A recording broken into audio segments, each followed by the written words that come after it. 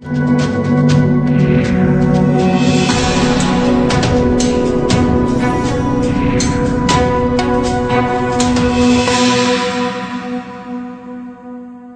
नगर में शव यात्रा के साथ लगे दिल्ली पुलिस मुर्दाबाद के नारे। जो तस्वीरें आप देख रहे हैं ये आदर्श नगर की हैं, जहां शव यात्रा के साथ दिल्ली पुलिस मुर्दाबाद के नारे लगाए जा रहे हैं।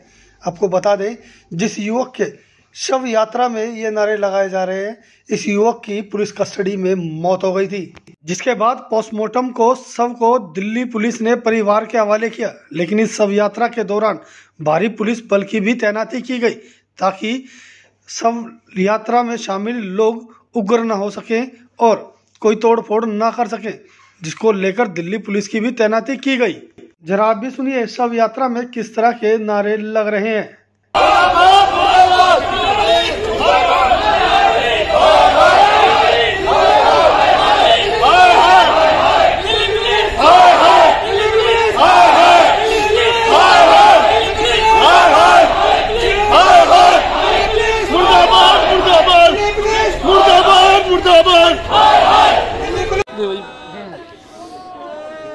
अभी रिपोर्ट जा रही है, अभी इसमें 2-3 दिन और लगेंगे। ऊपर सेंट्रल बोर्ड के लोग भेजा गया, बताया जाएगा जैसे। अच्छा, क्या कुछ पता चला कि चोट के निशान कुछ तो बताए होंगे डॉक्टर से हमारी कोई बात नहीं, हमें तो बाहर कहा गया था, बस एक बार आइडेंटिफाई के लिए अंदर गए थे, जहाँ फोटो खींची थी हमारी कि हमारा बेटा है जो पोस्टमार्टम के लिए यहाँ लाया गया। अच्छा। बस इसके अलावा हमारे को नहीं कुछ। उसके बाद कुछ पिक्चर नहीं दिखाया गया था कि लड़के का निशान नहीं, बाद में पोस्टमार्टम होने के बाद में हमें सिर्फ फिर बाद में पहचान करने के लिए साथ में बिठा खड़ के फोटो खींचा गया था कि आपका बेटा है जिसका पोस्टमार्टम पहले भी करा था, बाद में करा था, उसके बाद हम ले आए।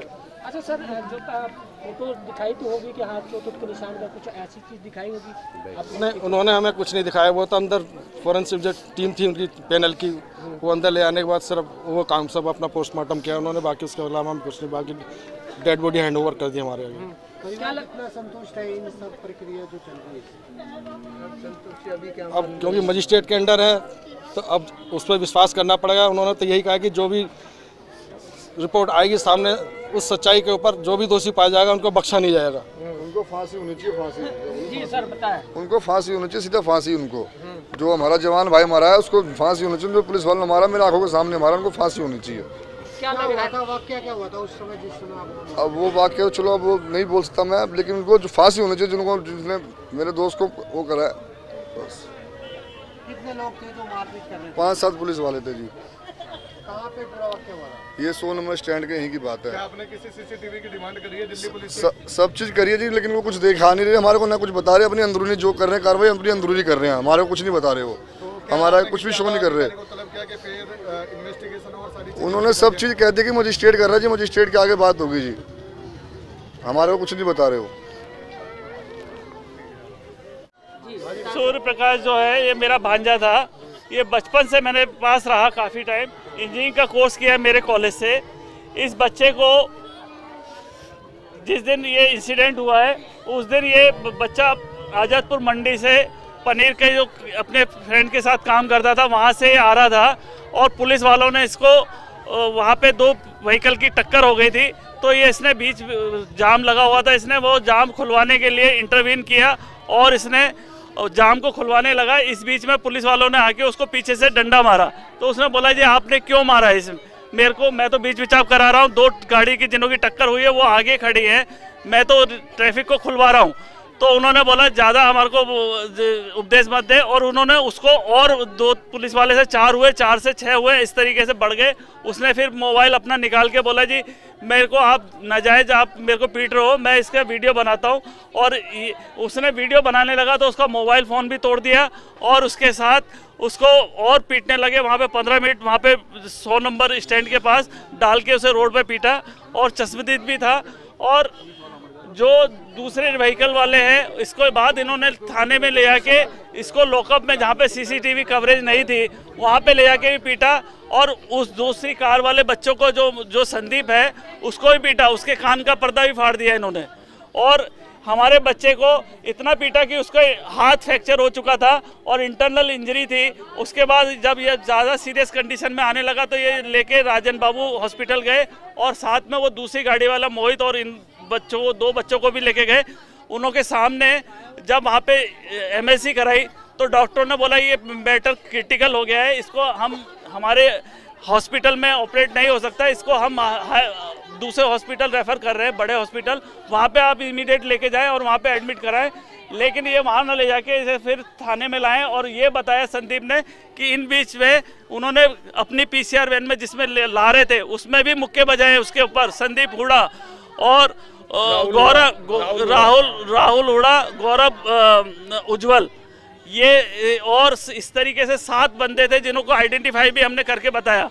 और ये उसका फ़ोन छीन के बैठ गए जिसमें उसने फुटेज बनाई, उसका लास्ट डेथ डिक्लेरेशन उसमें है रिकॉर्ड, उसने वो उसका लास्ट वीडियो था, उसमें उसने अपनी बात भी कही है कि मेरे को ये मार रहे हैं। सूरज का फोन मिल पाया अभी तक? हाँ, उसके बाद जब जुडिशरी, उसके बाद ये 2 घंटे 5 घंटे जब टाइम हो गया और हम लगे रहे, उसके बाद मजिस्ट्रेट साहब को अब हमने संज्ञान में लाया, एमएम साहब को, तब उन्होंने एसएचओ साहब ने लाके उस फ़ोन को रिकवर करके बताया।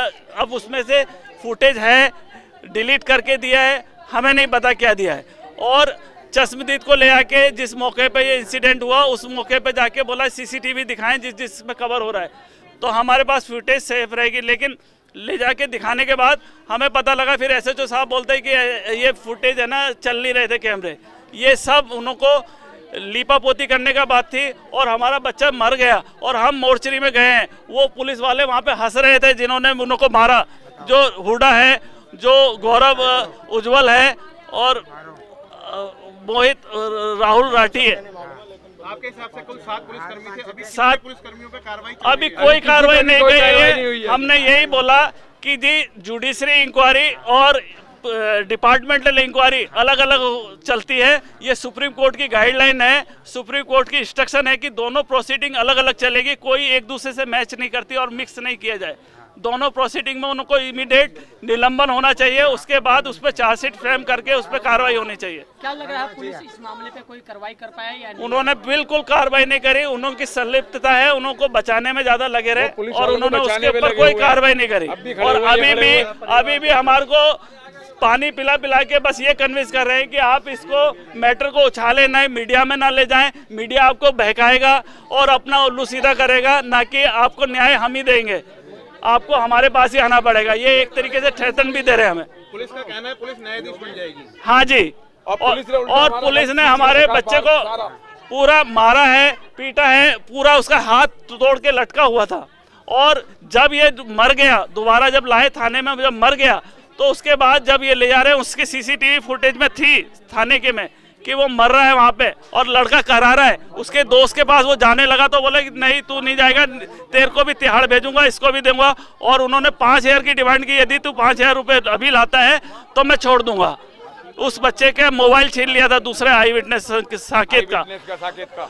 और उसके बाद इन्होंने उसके डेड बॉडी को ले जाके एसएचओ साहब ने बाबू जगजीवन राम हॉस्पिटल लेके गए, जहाँ पे उन्होंने एमएलसी दोबारा बनाई। एक एमएलसी में जब सीरियस कंडीशन बताई तो उन्होंने बोला जब हमने आपको एडमिट कराने की बोला था, ना कि आपको थाने ले जाने की बोला था, आपने एडमिट नहीं कराया, ऑपरेट नहीं कराया और आप थाने क्यों लेके गए और इस डेड बॉडी को यहाँ पे लाए हो। उन्होंने क्लियर कर, उसमें टाइमिंग है, 2 एमएलसी के टाइम है, एक में जिंदा जा रहा है, थाने की फुटेज में था वो जिंदा चल के जा रहा है। उन्होंने एमएलसी वाले डॉक्टर ने बोला कि चल के गया था ये बच्चा, आप डेड बॉडी लेके आ रहे हो। आज पोस्टमार्टम में क्या पता चला, पूरा रिपोर्ट की बात कही जाए तो? अभी रिपोर्ट हमारे को नहीं बताई, बोले जी रिपोर्ट अभी बनेगी, टाइम लगेगा और कुछ और उनके जो विसरा रिपोर्ट है शायद उसमें और टाइम लगेगा।